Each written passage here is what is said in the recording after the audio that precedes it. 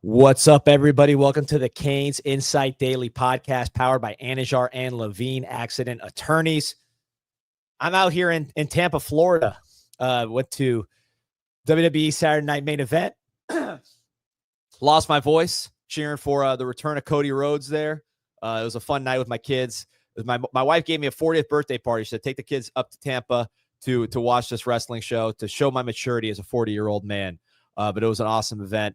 And got an extra birthday present with the commitment of Boone offensive lineman Rhys Woodrow from Orlando. Boone. This is a Gator stronghold, the school Miami typically has not gotten players from. And, you know, I love interior offensive linemen, so this one was a huge one for me. A lot of questions about what this means for the class, what this means for the numbers, and I think a lot of misconceptions out there about what this is really about. So we will talk about all of it. But, hey, there he is right there, big Rhys Woodrow. And, you know, we can't talk the big uglies without the man himself, Peter Rhys. Pete, hop in. Gonna call me Big Peter Rhys? Yeah, I know. I need to vary the nicknames a little bit. I'm stealing yours. I'm getting a little connection unstable thing here. I don't know why. It has never happened with this setup. So maybe it might be your hotel situation, D. Hopefully we're good through here. But yeah, guys, let me know in the comments if there's any issues. But we had to go live, man. It's Rhys Woodrow. You know, we got to do a live reaction here wherever we can get it. Got good morning from beautiful Cincinnati there from Canes fan 2269. Boyne coming live from Germany. A lot of comments here. So Pete, what's going on? Nothing much, man. Just excited here in the next hour. Got Championship Sunday for the Premier League. Newcastle needs 3 points, man, to get Champions League guaranteed. So I'm a little nervy here right now. I've probably had too much caffeine this morning, which doesn't help the nerves. But like you said, nothing will calm me down more than talking some gritty O-line play, right? No, this is my favorite type of commit, man, because you get to dig into the film, watch like old other sport highlights, all the ones. So here's right off the top. So, you know, talking about Rhys Woodrow and what this means for those who are unfamiliar. First of all, if you're unfamiliar, that means you're not reading the bank, because we talked about this back in March, that Rhys Woodrow was a name to watch. He was really not known at the time.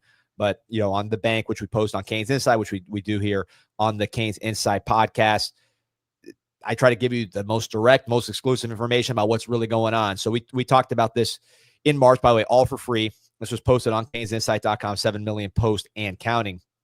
Sign up for free. Then the Rhys Woodrow was a target. We already had a commitment from JJ Sparks, who was a center from Jacksonville Bulls. So people thought that we were out on these kind of interior offensive linemen in state. And I kept telling people that's not the case. This is a huge year in the state of Florida. Miami wants to land as many of these Florida offensive linemen that they think can play in Miami as possible. They think this is a rare year in Florida. And in the past, and I see people on Twitter, a lot of whom are just kind of serial complainers and don't know what they're talking about, or like, oh yeah, you know, it's you know, consolation prize, whatever. We just signed the number 1 offensive lineman in the country, right? From Nixon, Missouri. So when they're getting guys, it's because they want to get these guys. And this is somebody that Miami prioritized. Here you see playing left tackle, interior guy. The knee bend, first of all, is outstanding. Great overall athleticism. You see him pulling. You see him hitting small targets. He's somebody just the athletic profile attracted Miami to him. He's a former baseball player, lettered in baseball at Boone, early starter at Boone, which is one of the traditional programs in Central Florida. And of course, look, this is their guy, but the head coach of Boone said this is the best offensive lineman the school has ever produced. Devastating blocker, people mover, diesel in the weight room. Then, you know, the other guys kind of chiming in saying that he's the best in the country. Great student as well. Of course, that's their guy, so they're going to vouch for him. But as a school, it's not like they just only get one D1 player every blue moon. These guys have produced a lot of players, and they love this kid. So Coach Mirabal saw him, and he was on the radar already. Coach Mirabal saw him in spring, and Miami's putting a huge value on these spring evaluations. And what Miami saw in person, they loved. Again, he has good size, strong legs, but the athleticism, that former baseball player kind of background. When they see him in action, moving in space, getting to the second level, hitting small targets, they see that athleticism. So that's something that attracted them to Woodrow. Of course, he's nasty, as you can see on some of these highlights. But they want to pair him with Cantwell, JJ Sparks, who was brought in from Bowles. Who else we already have here? Ben Congdon from Ohio, big, super talented wrestler with length. Who Mirabal just visited over the weekend or on Friday, I believe. There were pictures of him with the Congdon brothers. Joel Urban, another guy who's, I think, an elite talent from the state of Florida. This is the best year in Florida, and this is the key part. This does not affect Brett College from IMG. It does not affect Cannon Pickett from Tampa. Big, huge guard prospects. Miami wants to land all these guys and build an epic offensive line class to complete what is to really get the most out of what's really a great year in Florida. Plus, you added the best player in the country out of state. Clutch, appreciate you. He said, join CanesInSight within the last month for free. 7 million posts and counting. Appreciate you, Clutch. He says, going to be joining Canes Connection here coming up, as well as like and subscribe. Appreciate the coverage. Appreciate you, Clutch. You remember the CanesConnection.com. Remember, use that /CIS link so you get access to exclusive Zooms. I did one this past week with info on guys that we were after and things I can't say in public. But, of course, that's directly through the collection, so you know what time it is. Yeah, College Aid, last piece. We need him. That's a big one. I'm gonna let these highlights. They still have like 3-4 minutes left on them. But I have a picture that I shared or was shared in one of our group chats yesterday. D, that I'll pull up here in a few minutes of him playing baseball as well. Yeah, I love those. But yeah, man, you see him playing left tackle, of course. Well, and I think it's a great evaluation in terms of like, listen, if you're doing your job right, you're going to be able to say, all right, this guy's playing left tackle. He's not going to play that. But there are some schools that take certain things at face value. And I think Mirabal and Cristobal really, dive deep. They look at the Mirabal, who spearheads a lot of this stuff, right? Obviously, when it comes to the on the ground, the boots on the ground stuff. But he's looking for these traits, right? That maybe aren't always visible. Obviously, they're shown here on film, but there's more underneath the hood than what it is right now. And just looking at old pictures of him too, like he's got this thick neck. He's got room to continue to. I mean, he's already a big boy, like you said, but playing left tackle, he's showing pretty good feet for his size. Not playing a position that he's necessarily probably built for at the next level. Right. And I think the knee bend, that's really the thing that jumps out physically, is he really can sink his hips down there and get under guys. You heard his coaches say he's a beast in the weight room. I mean, they would know right there in the weight room with him. That's not something that's publicly available necessarily. Of course, Jackson Canwell, one of the biggest freaks in the weight room we've seen ever at Miami, coming in on the tackle. So he gets some weight room freaks, this guy being one of them. And then the athleticism in space, which, again, I'm told Miami, when they saw him in space, particularly when they saw him in the in-person eval, that was a big thing, just his ability in space. His coaches love him. There you see him. I mean, this is could he be another Matt Lee? I don't know. I mean, these are the kind of guys, Matt Lee from Orlando as well. These are the kind of guys you bring and develop. So there's just more stuff on this class, right? So I mentioned it's not going to affect College A. It's not going to affect Cannon Pickett. Miami's going to recruit those guys just as hard. And D, by the way, let's not forget Miami landed what a lot of people think was the best center in the country last year. They're top 3 center in SJ Alafatuli. Right, and so you want to get these guys competing with SJ, with everybody else, see who the best man is. But a couple things. So this Woodrow was not a total sleeper. He had official visits set up to to Louisville and FSU. So, in-state or in-conference rivals there, trying to get players like this. You now have 105 scholarships, which means if you have a position that's loaded in state, like Florida is loaded this year at offensive line, and you have the best offensive line coach in your view in the country, get as many of these talents in as possible and develop them, right? And see who can really be capable of winning a Joe Moore Award for you. So that's part of this equation as well, is just, hey, it's a loaded year. We got plenty of scholarships. We have the best offensive line coach in the country. Let's bring them all in and let them compete and see who the man is. That's part of the thinking here. Also, I mentioned go ahead. I keep going back to the center position, but I know that they like Nino Francavilla as well. And these guys could play guard as well. That's what I was going to say. That there are some of these guys have the versatility. SJ, I think, is a center because of his stature. But who's to say Woodrow can't play as a guard at the next level? He's 6'4", 6'3" and a half. I think it's the official measurement, and he's got those big legs. Here we go. So Clutch with a great point. We have 3 centers on scholarship. Can't imagine we hit the portal for another one moving forward. Miami's had a center from the portal every year, right? Since, I guess, 23. You had Matt Lee, followed by Carpenter, now James Brockermeyer. So, yeah, clearly they're trying to break that cycle here and develop someone homegrown. If they can't, they'll go back to the portal. But there you go. Look at this guy. So he can't fit into his uniform. He said, wish a jersey fit me. Look at this. But again, look at the knee bend there. That's what I'm saying. And there's no coincidence that this multi-sport athleticism translates. Big legs, and then you get the knee bend. So he has to wear a T-shirt, basically. He doesn't get to wear it's like a jersey. Look at that. Big back, man. This dude's big. This is a big boy. It's not a skinny, put some weight on kind of guy. So, yeah, I think that's all part of this. Functional athleticism, though, man. There's how many big guys can turn their torso like that and swing the bat and not look like they're just out of. I haven't seen any video of his swing, but Boone's a big program. I'd imagine they have a good baseball program. So it's just, these are the things that I know they excite you, D, but for me as well, it goes a long way, I think. A lot of multi-sport guys on this offensive line. When you go to Cantwell, we know about his dual sport. I mean, he's like an Olympic caliber dual sport kind of guy. Ben Congdon, first year wrestling, finishing 6th in Ohio in heavyweight at 6'7". That's like unheard of, just to be that tall and to get it done in a tremendously difficult area for wrestling.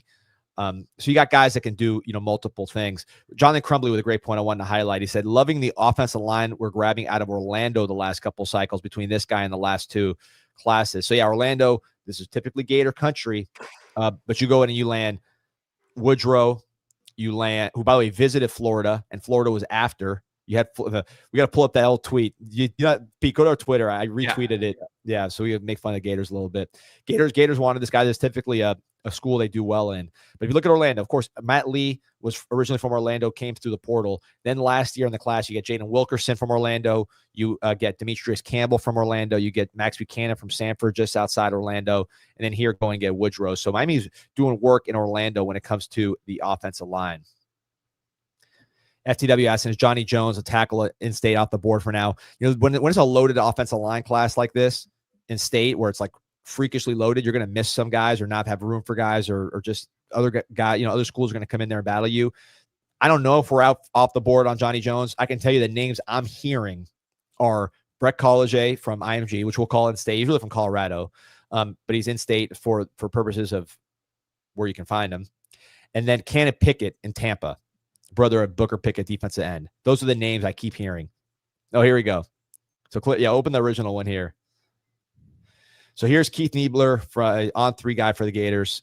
He says, Gators offensive line target Rhys Woodrow meets All-America Jake Slaughter on his visit. That's their current center. Praises UF's development. Says a high school coach once told him everybody wants to play for the Florida Gators. Apparently not everybody, because Woodrow is going to the University of Miami. But there you see him with Napier. So again, this is not some Orlando guy. The Gators are like, see you later. This is a guy people knew about. Again, had official visits lined up to some ACC opponents from the Canes, ultimately choosing to go to the Miami Hurricanes. So, yeah, I think it's a big pickup, Pete. I think it's like, here's an example I'll use. The Baltimore Ravens are really good at this, and other teams are good at this, and I believe this wholeheartedly. Like, when there's a draft in the NFL that's loaded at a position, let's say tight end, get as many of the guys as possible, because if it's loaded, you're going to get good value on those guys. You don't, you wait till next year, you might have to overpay for somebody at the same position because there's less. Yeah, and hypothetically, you have a higher hit rate. Right. So I'll give you some examples. Big tight end classes, which, by the way, last year was a good tight end class. I don't know who doubled up. I have to go back and look and see if anyone doubled up. But when there's been good tight end classes, the Ravens, remember when they picked up Mark Andrews and Hunter Hurst? Mm-hmm. And Hunter Hurst was the first Hayden Hurst, yeah. Hayden Hurst, was a bust. Mark Andrews was the 4th round pick, ended up being the Pro Bowler. Mm-hmm. They had another year like that. I forgot who the first one they picked, but the second one was Isaiah Likely, who ended up being better than the first guy they picked. Then you go to look at the New England Patriots. It was a great tight end draft. They drafted Gronkowski and Hernandez in the same draft. And Hernandez, when one of those guys turned out to be a serial killer, but you still had a Hall of Famer there to hold you down. So when there's a good class, just get as many of those guys, man. Especially when you have a great developer who's your best coach. I think we can all safely say is Mirabal. So get him in. And you're gonna lose a lot after this year. You're losing. We've talked about it. Mauanoa, expect him to be gone. Inez Cooper will be gone. The new center. That's so that'll be 3. And then there's a chance Markel Bell has a season. There's a decent, very good chance that I think Markel Bell, if he continues to develop, is gone after this year. People inside the building think Matthew McCoy could be slated for a huge jump and like be all over the boards as well. So I think you're losing at minimum 3. You are, but you're losing probably 4 starters. There's guys there now that have stuck around for a couple of years that probably will end up transferring out just because there's a certain point where that just happens. So you're losing probably, this is a major projection, but 6 to 7 players.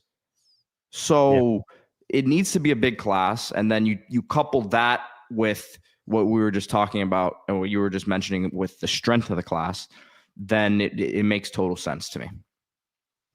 100%. 100%.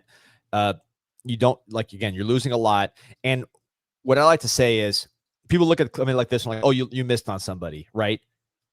When you land the number 1 player in the country, I think it's not even in state. It shows, hey, they're not taking guys to take guys, right? If you can go anywhere in the country and get players, you're getting these guys in state because they're good and because it's a great in-state option. So appreciate you, Burst. Don't smash that like button. It's free.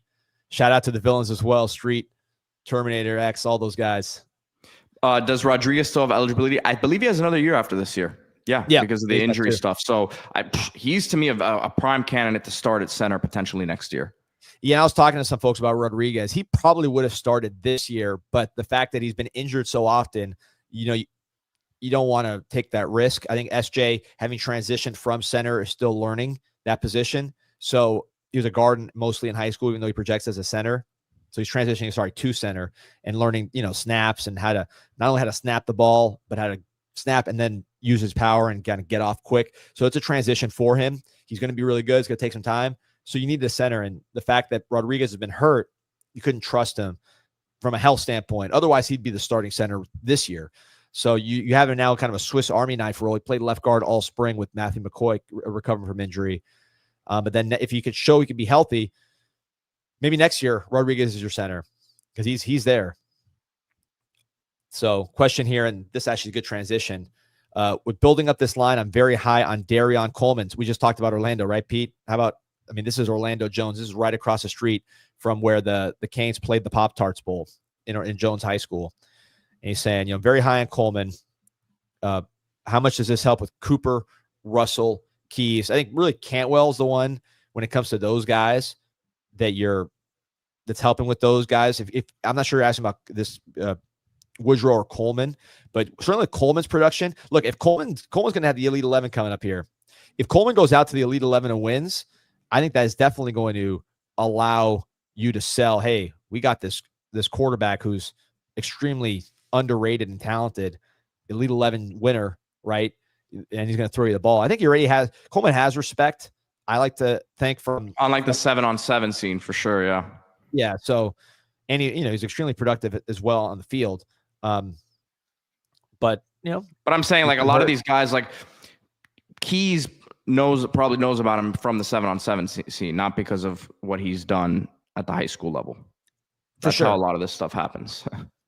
For sure. But I do think, winning the Elite 11 is always going to be a very big thing for a guy like a Coleman.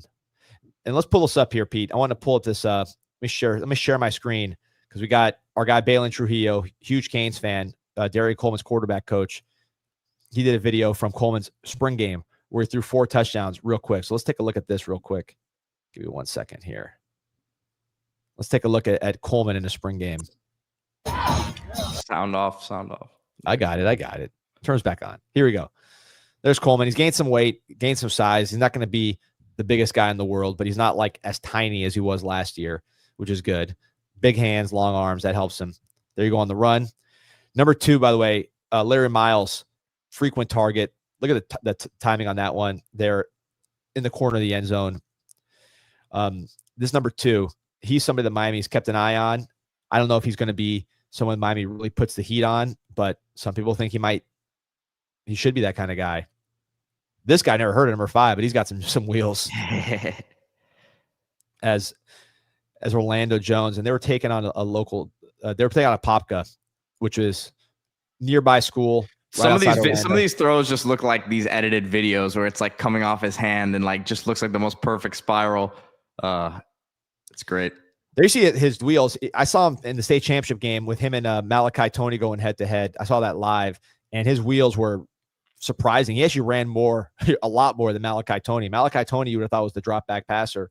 This guy, for whatever reason, the way the rush was coming up and getting way too far upfield, he was just running by him and picking up first downs. Smart runner. I wouldn't call him a dual threat quarterback, but he's definitely not a stand still quarterback. As you can see here, he can move. This guy would have been in a classic like Big 12 air raid, like a classic Big 12 offense, man. This guy would have broken records. Well, look, we got a pretty pure air raid guy in Shannon Dawson. There's a lot more power running elements, right, I think, to it. But for sure, I'm talking about these Leach Kingsbury offenses that we're throwing in 90% of the time. Jonathan Crumbly, West Virginia. To your point, he's saying he reminds me of the SMU quarterback who was pretty good last year, size wise. Yeah, I think it's a good comparison. Jennings. Yeah, as far as like at least a size aspect. Canes Cat asking, why are we not recruiting quarterbacks from Texas? Look, Texas has had the best quarterbacks, hands down, for the past decade plus. You look at Cam Ward, guy we just had, he's pretty good. Milroe last year, Shador Sanders. There's a lot of quarterbacks from Texas. It's hard. There's a lot of them, right? So you got to pick the right ones. It's hard to say. I mean, Coleman's an in-state guy that his coach is a hardcore Hurricanes fan and had a good junior year or sophomore year. I'm sorry, that prompted his offer. So he's just somebody that Miami liked and got. I don't think Miami's against recruiting quarterbacks from Texas. I would tell you right now, Texas produces the best quarterbacks. So it's just a matter of, you only take one, and it happens that this guy is from Orlando. We got 2 guys from Georgia before that. Dawson has gone into, thinking of just Dawson's history. I know when he's at Southern Miss, he was the first offer for Stetson Bennett, who's from Georgia. He was the first offer for Mac Jones, who's from Jacksonville. So he got, he gets around as far as the guys he's after. Neiman Lawrence, huge target from Miami here for 2027. We've offered guys from Alabama for the 27 class. Or sorry, Neiman Lawrence for 28, unless he reclassifies. We offer guys from Alabama, from Shreveport, Louisiana. Thinking of just the 27 class. We just offered a kid. I want to say he is from Philadelphia for that 27 class. So, quarterbacks, you got to go everywhere. But yeah, I would agree with you, Canes Cat. Texas is the best state for quarterbacks, hands down. It's been that way for a few years. A question for Burstone Lightbody, Coleman or Michael Clayton Jr. I saw both these guys up close at a Miami camp last summer, I want to say. Clayton is huge. Clayton is very much a prototypical quarterback. This is another Orlando quarterback committed to Illinois, which is a pretty strong program right now and doing a lot of great work in Florida. Probably the best, I would say the best out-of-state Florida recruiting team right now is actually Illinois. I mean, excluding, including everybody. I don't think anybody's recruiting Florida better than Illinois on a per capita basis. When you talk about first-round picks. It reminds me of what Louisville did forever. Great comp. Yeah, I mean, Devin Witherspoon from Pensacola, Newton from, I want to say, Clearwater, who went second round to the Redskins. They're finding really good value is what they're doing, I feel like. Really good value. And impact guys. Pat Bryant from Duval was a great receiver for him. I think he went 4th round. So they're getting guys every single year. You know who's on staff over there is Trent Harris is the outside linebackers coach, man. Shout out to Toolbox Trent. Great Hurricane is a great dude. I'm sure he'll be very successful in coaching. Yeah, and that's a great listen. I know Illinois had back and forth with Miami because Miami stole a lot of guys from Illinois. Talk about Justin Scott from Chicago, Marquise Lightfoot from Chicago. Illinois just got a couple 4-stars from Chicago this past week, so they're getting better there. Hey, talk about an Orlando area guy, Trent Harris. That's another Orlando area player. Yeah, but look at Illinois. I know we're getting on a tangent here. Torrey Cox at corner from Miami, Florida. Xavier Scott, I believe he's from He's from Broward. 2 starting defensive backs are probably going to go to the NFL. So they met Gabe Hawkes, who's from, I want to say, Stewart. He's from like Treasure Coast, I think, area. He's going to be a pro. So Illinois has been doing good. But anyways, Michael Clayton, big pro style passer, big body. He's going to do well for Illinois. But I think Coleman probably more dynamic playmaker right now, more productive, not as prototypical, but just is better as far as translating what he does in camps to the field at the moment than Clayton. But Clayton's got size. Question on another Orlando guy, Max Buchanan, is just snapping at center from Sanford's Seminole. Is snapping at center. How does he compare to the other guys in the room? He's looking good. I know P. I know you have stuff on Buchanan. I don't know if he's been playing center. I haven't seen him. I saw him at guard. I think it's been guard. I think guard is where they see him at. And I've gotten really, really strong reviews, especially the end or later part of spring there. And road grader is what I hear on him. And he's just someone who, IQ wise, in terms of understanding and picking things up, has done that really quickly and tough. So they're excited about him. But I think that's guard more than center. He's big. I mean, again, we like these bigger centers if possible. But I think he's built for guard. Yep, he's going to be a good one. I'm excited about that one. That's the kind of kid that goes to Florida State or UF and they cause problems for 3 years. I haven't seen enough of him, but he reminds me of something about him. Reminds me of Feliciano. Tough, nasty, not as big, right? Feliciano was bigger, but he has good size. Buchanan, as far as like he's put together. He's not like light. He's just not. He's like 6'4", 6'3.5". Honestly, he's pretty similar in size to this kid Woodrow. Yeah.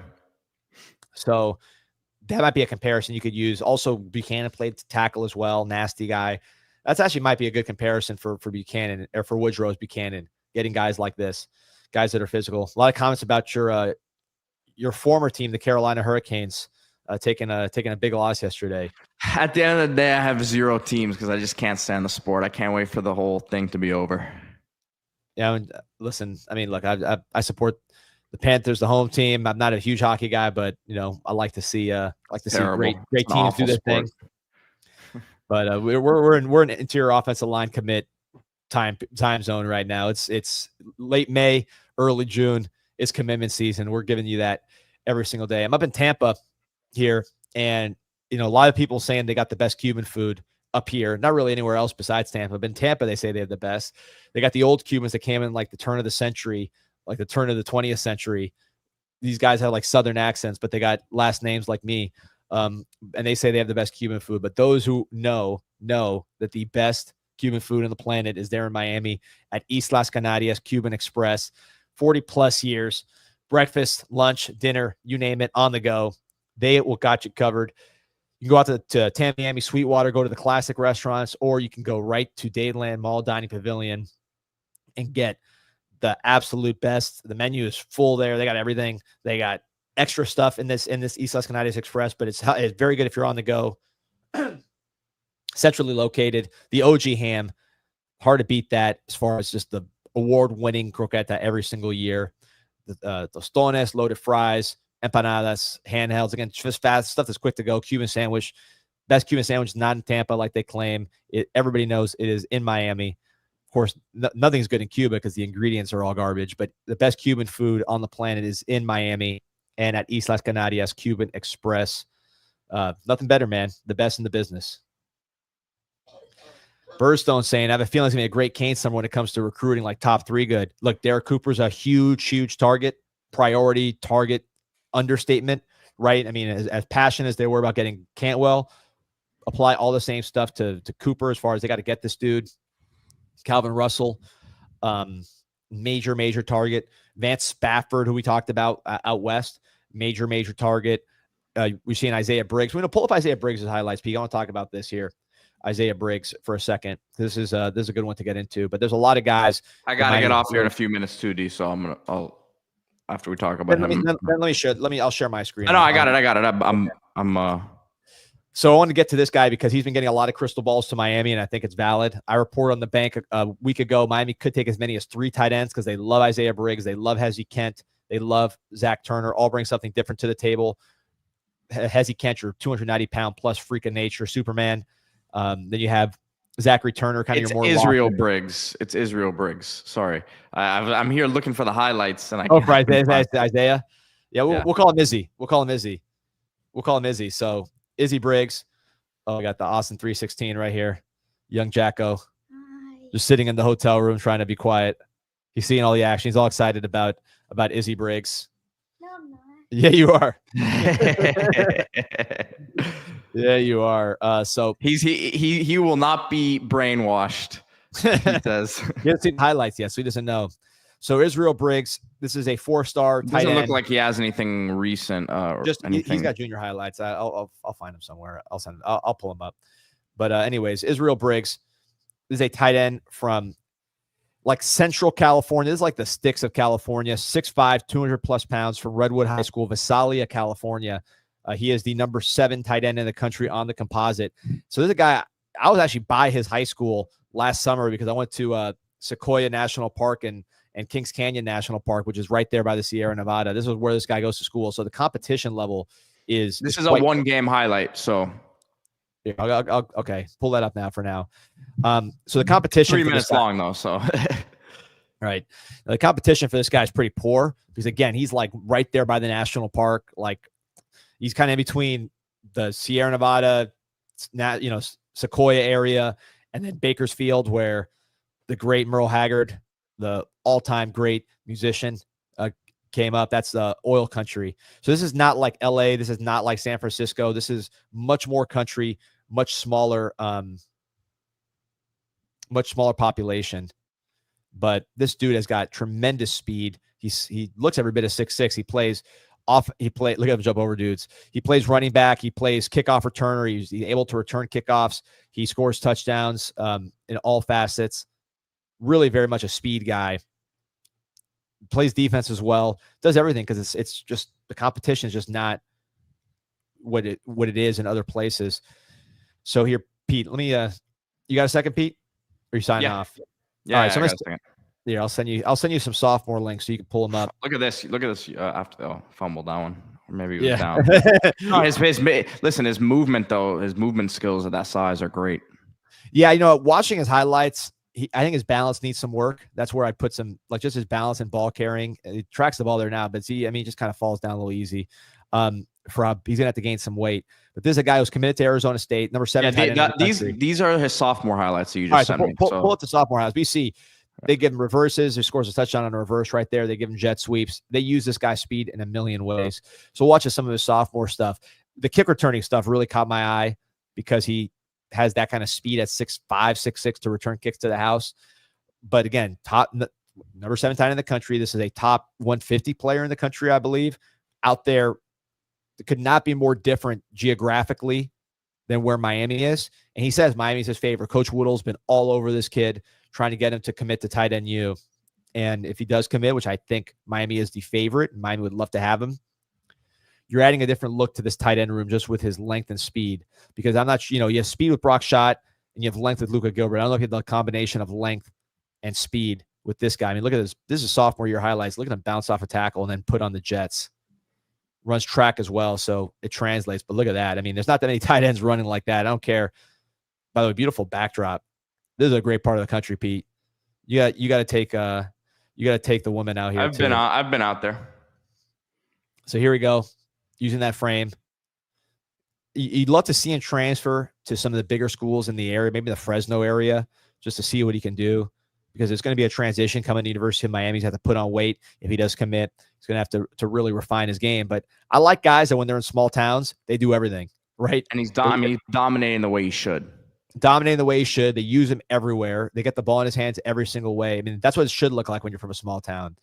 How many Hall of Famers have we seen that played in smaller towns, particularly a tight end position? I think it's a position where you rarely get in tight end guys that are like, they go to the big school and everybody knows they're good. Now, this guy's a highly rated player, but a lot of guys are like this, where they just kind of do everything players, and then they focus on being a college tight end, getting weight, running routes, learning how to block, and that's when they really flourish. And the athleticism that allowed them to do all those different kinds of things takes over. I like that he plays defense as well, so you got that kind of edge to him. Kellen Winslow too, which I know obviously his life took a turn here recently, but as far as a player, he's outstanding from San Diego. And I remember watching his highlights. He was about this size. He played against kids that were even worse than this because he was in the San Diego private school system. His dad was, of course, the legendary Kellen Winslow. Look at the speed. So Kellen Winslow played against worse competition than this, and he did the same things, like playing wide receiver, getting the ball in his hands every single way, playing defense. He was a nasty defensive player. I thought he could have been probably a first-round defensive end if he wanted to. But I'm not saying they're similar players. I'm just seeing the film reminds me of them because they're both from California, and they both like played this kind of role for their teams against competition that wasn't the greatest. So that's, again, I'm not comping him as a player because I do think they're kind of different, but just that watching this guy's film, particularly when you watch his defensive film, his kick return film, just watch him doing everything. That's what it reminds me of. It's really kind of a man against boys, especially this is a sophomore class. I mean, this guy's 15, just toying with these dudes. But yeah, watch him as a potential commitment. Pete, pull up his defensive clips before you get out of here. I want to see what he does on the defensive end. But like I said, tight end, you're looking at Briggs, you're looking at Hezzy Kent, you're looking at Turner. You could take all three, but the one that's probably closest right now is going to be Briggs. Turner, I think SMU's in there, which is the local school. Texas is always looking for a guy like Turner. Texas tried to get Elijah Lofton very hard. We ended up beating Texas for Lofton, which is a great pickup. Obviously, he's one of our best players. I think he's the best pure football player on the team. So Texas could always creep with Turner. They're not there yet. And then Hezzy Kent, that's going to be a Florida-Miami battle. But with Briggs, I think this one's the one that, now that he's decommitted from Arizona. By the way, look where he's playing, Pete, at 6'5". You know, Winslow played defensive end when you watch his highlights. This dude is out here playing in space. And you can see why. Look at the speed of, look at the sideline to sideline. Man, this guy can cook. You wonder if they might use him like Isaiah Simmons kind of guy. A nice change of direction right there. Yeah. I mean, he got beat initially, but yeah, he's 6'6". But that was a nice, I mean, that was nice recovery, I think, for a guy that's 6'6", 15 years old. You're seeing getting off a block. I think the physicality is going to need to improve, but makes the play there. I saw this guy on one of his visits. He really is not the heaviest guy in the world. So weight is going to be definitely a priority with him. He's listed at 6'6", 200. I don't think that's that far off, but he is 6'6". That is real. And he's not like so skinny. You're like, this guy's a receiver. I mean, he has that tight end body type, but he has work to do. I like how he looks changing directions, man. That was a very athletic play. And there you go, the Jets. This is a big-time athlete. You can see why he's rated a top 10 tight end. You don't see that many clips like this. Daniel Rhodes says, I don't see that Turner has an OV to UM scheduled. I'll confirm. I know they're working that as of, a week ago. So that's not something that's been dropped off unless something's changed in the last couple of days. But I don't think so. You know how it is with these official visit things on the websites, though. Like they don't, unless like they've done an interview recently that said, hey, I'm going to visit this school, or they've posted it themselves, and it may not be updated on the database. But yep. We'll see where that one goes. Still watching the Canes here. Baseball. I think tomorrow we'll find out they're going to make the tournament. That's going to be a big moment for us. You crossing your fingers. You hate that it came to this. These guys look like a tournament lock. Latest I heard was maybe going to Knoxville, Tennessee, as the number 3 seed, which would be fun to watch for sure. But I saw the a couple of websites had Miami out.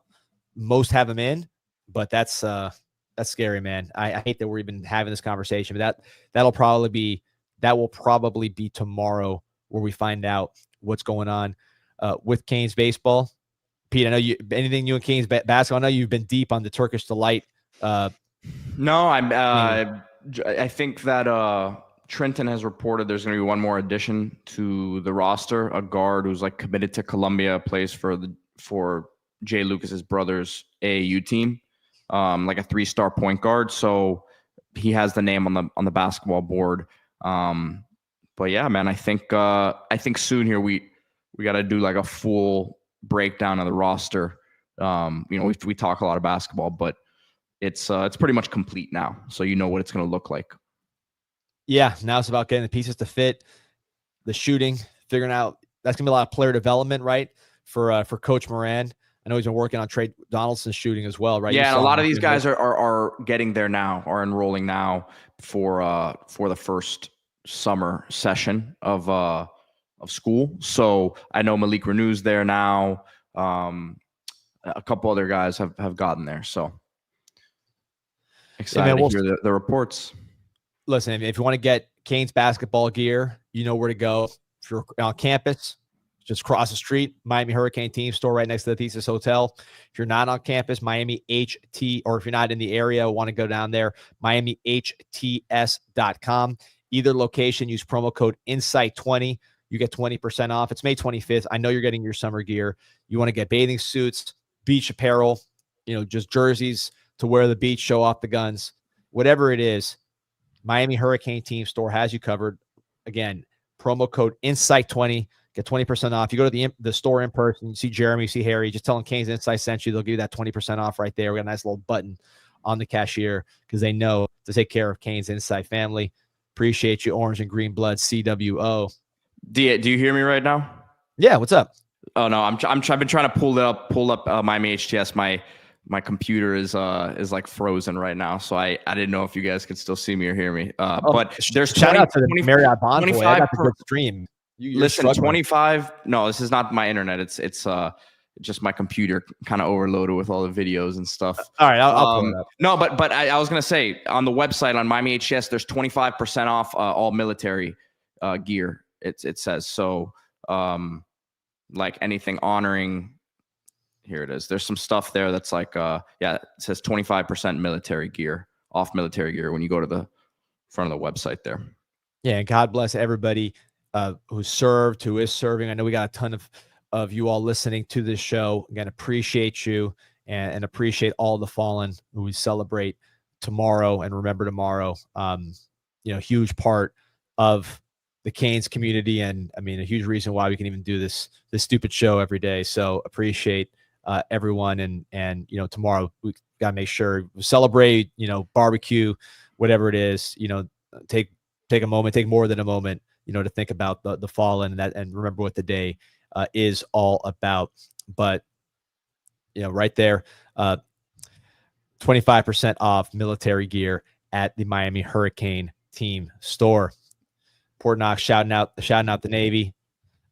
Service academies are good at football, man. The last couple of years, they got something going on there. I really wonder if someone's ever going to be able to translate some of that to the high Power 4 level, right? Because I don't think what Nebraska did, and this is really going off a tangent, but I was thinking about this the other day. I really don't think what Nebraska did in the 90s when they had elite athletes and big bodies, doing some of this triple option stuff.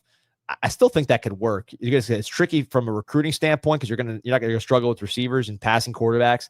But I got to think if a team really just like a Texas A&M, just like this is what we're going to do, I think they could probably do it. Daniel Rose says we should check up on Marshall Few, man. Marshall Few, remember that guy? He was a walk-on. He was a stud. Then he went to a service academy. He was Air Force, I believe. Is he in the Air Force? I don't know. He was a hell of a player. Shout out to Marshall Few. Remember him, Pete? Oh, Pete is frozen. All right, Pete, get out of here. Let's kick him out of here. Our man is frozen. Let's get him out. Appreciate Pete. Anthony talking about the NBA. Yeah, look, I'm big critical of the NBA. I know it's a Canes show. I won't talk too much about it. But the playoffs have been fun. You got to give it to them. The season was too many guys injured, too many threes, all the usual stuff. But NBA playoffs at least have been cooking. All right, so listen. Anyone got questions? Throw them out here because we got a few minutes here to make sure we get some questions before we get out of here. Breakfast with the Canes. Appreciate everybody joining. Almost got 1,000 people. Remember to like and subscribe to this show. Orange and Green Blood CWO saying, I love the progress Mario is making. Starting to feel like we have a solid foundation to build on. Very excited for our defense. That's the story of our season, man. It's really two things. Carson Beck coming back full speed, ready to rock and roll, hungry, which I think he will be. And then defensively, the adapting to Corey Heatherman's scheme and getting those 5-star defensive linemen and your superstar, Ruben Bain, up to par. Ruben Bain's got to play like what he's being projected as in the draft. And those 5 stars need to play like what they were projected at high school. Justin Scott, Armando Blunt, Marquise Lightfoot, true freshman, Hayden Lowe. Eddie Dell was asking, any new update on Kenya Pepe? I think he's going to stay committed to USC. His brother's there. I don't see Miami being able to get in that mix. I mean, we are going hard on Collegier going hard on Cannon Pickett. Jackson Canwell obviously already in the boat. Joel Irvin in the boat. So I don't see Pepe as a factor. I think he's a great player. Big fan of his. I think he's going to be exactly what USC has been needing. Boyo and Hamburg, any news about the expansion of the indoor? I can tell you plenty of cranes on Green Tree right now. So they're working on something. I'll find out exactly what it is. I think that's what it is. But there's a ton of construction going on right now. If you went to the baseball game last weekend, you could have seen it. Around what time do we start ramping up season talk and games? We're always talking season, but I think right now from late May to basically the end of July, you're going to see a flood of commitments because you're going to have the official visits and then commitments thereafter. So I think recruiting, it used to be during the season, which is not that cool, I don't think. And then like in between the bowls, like December where recruiting got super hot. And now I think you have a whole dedicated recruiting period where recruiting is sort of the star of the show. And that's going to be from basically now with the official visits starting next weekend all the way through the beginning of camp in August. By then, most teams are the high school teams are getting ready to start, and the football teams in college are starting. So a lot of guys like to get their commitments out of the way at that point. So you'll see the official visits and then the commitments. And that's going to be really the next, 2 months, June through beginning of August. Jonathan Crumbly asking, what about the Atlanta defensive backs we're recruiting? Jontavius Wyman committed. I think the other one to watch from Atlanta, Blake Stewart, the safety. Miami visited him during the evaluation period, loved him. He was one of the guys that they thought was outstanding when they saw him in person. So he's somebody I would keep an eye on as a potential addition to this class. He's a riser. I think he's already a 4-star, but he's rising. He really looked good in the offseason. I know my friend at Miami Raw, Coach Duaso, was saying this guy was a stud. He's like, this guy's real deal, dude. Definitely a Miami safety all day. So that's a rising name, both just in terms of his recruiting profile and then Miami. And I think Miami's got a great shot at getting him.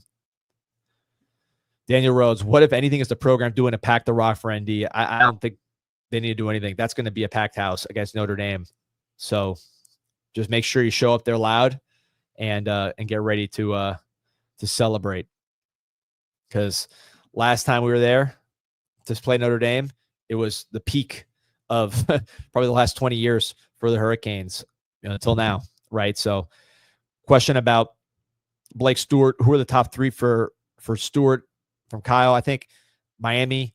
I know Clemson is heavily in there. They do a lot of work in Atlanta. He's got an official visit to Clemson's schedule for this week, and he's going to Miami after. So I think it's a Miami-Clemson battle. He also officially visited Southern Methodist, SMU, a couple weeks ago. But I think Miami and Clemson are the ones that you're looking at. Williams-Bacon, would you consider an AC championship loss, but a playoff berth a successful season? Yeah, to me, I think you got to make the playoff. ACC championship is the goal, but I think playoff is the floor. You make the playoff, you're in the conversation. That might not be an accomplishment in the future. Now they're talking about this like 16-team playoff and all this other stuff, which I think is ruining college football, but whatever. I say if you make the 12-team playoff, you're on the right track. You're in the conversation. You're landing the number one portal player. You're landing the number one high school player. You got the number one overall pick of the draft, and you're in the playoff. You're a relevant program. And Miami really has not been relevant much in the last 20 years. That's going to help you in recruiting. It's going to help you in negotiating, with conferences and all that kind of stuff. Make the playoff to me as the minimum goal. The true goal, win the ACC. And look, the national championship. I mean, when you have a veteran quarterback who's going to get drafted high, potentially veteran offensive line with high draft picks, you're going to have a shot in most games. This is a parity era. Every team has question marks. Even like Ohio State lost everybody. Georgia's got probably the least amount of talent that they've had in 10 years. Alabama's got major question marks. They didn't make the playoffs last year. So, Clemson was 90th in rushing yards per attempt last year. They're weak up front just from that standpoint. So there's no real powerhouse teams like there were 5 years ago in 2020. And before that, when like Georgia and Alabama would have these just like ridiculous teams. I mean, Ohio State this year might be the last super team that we see for a while. Because I look at the rosters for and we knew Ohio State was going to be good once the portal closed. Last year, they had Judkins and all those guys. They added Downs. If you look at the teams this year, no one can tell me that any of these teams are super teams in college football. I mean, who are they? Who's the super team going into next year? I'm curious what the thoughts are. Not saying there's not good teams, not saying there's teams without better rosters than the Canes, but I do not see super teams. And I think this is probably the most parity that there's ever been. Maurice Lewis saying Ohio State wasn't a super team. I don't know about that. I mean, how many guys they have drafted? Like 14? And the two best players were Caleb Downs and Jeremiah Smith, who were not draft eligible. You know, they were pretty good. I would say super team like 2001. I don't know, but Ohio State was pretty loaded last year. But I think that's going to be the last of those teams that's that loaded top to bottom. Clutch is saying the Gators with DJ Lagway are a super team. Yeah, maybe according to the media, I think Vegas has their over under at about 6 or 7 games. So Vegas is seeing clear. Gators are. I said it last year all summer. I said the Gators stink. They're completely overrated, and Miami was going to destroy them, and they did. Notre Dame, I don't feel that way. Obviously, that's going to be a really tough game, but I think Miami can win. I think just in general, just to look around college football and tell me who the team is that everybody should be scared of. Not saying there's not great teams relative to their opponents, but like as far as just true super teams and two true dominant teams, I don't see it. Maurice Lewis loves how the schedule sets up. Miami doesn't leave the state of Florida for a football game until November. Could be great. You got to take care of business in those 2 non-conference games, Notre Dame, UF, and get at least a split. You got to get at least a split, preferably. Obviously, you win both of those, then you're really cooking in your top 5 and being talked about as a championship contender. Brian Taylor, any chance we have a backup offensive lineman that gets snapped at DT this year? I hope not, but I hear your point. Some of the offensive linemen played D tackle in high school. I think you never say never. You hope it doesn't get to that point because there'd be injuries. I think you're looking at guys like Artavius Jones taking a bigger role. You got Bain, Messidor, Blunt, all guys that could play some defensive tackle. And then you have Dante Simpson as a true freshman who you don't want to play a lot, but Justin Scott played some snaps last year and he didn't even have spring. I put Dante Simpson's level of development maybe even ahead of Justin Scott last year just because he got here earlier and he's really, really talented. Probably the hit of the class as far as like rating relative to what they look like in spring. So I think that's what you're looking at D tackle. You wish you had more experienced depth, but the truth is everybody in America right now wishes they had more experienced depth at defensive tackle. This is the portal era, and that's a position with tremendous value where backup defensive tackles make tons of money. So to be starters elsewhere.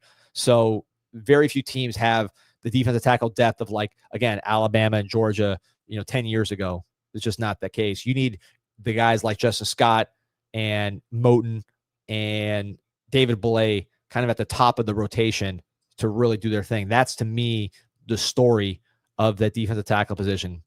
Got over 1,000 here live. Again, appreciate you guys. Like and subscribe to the show.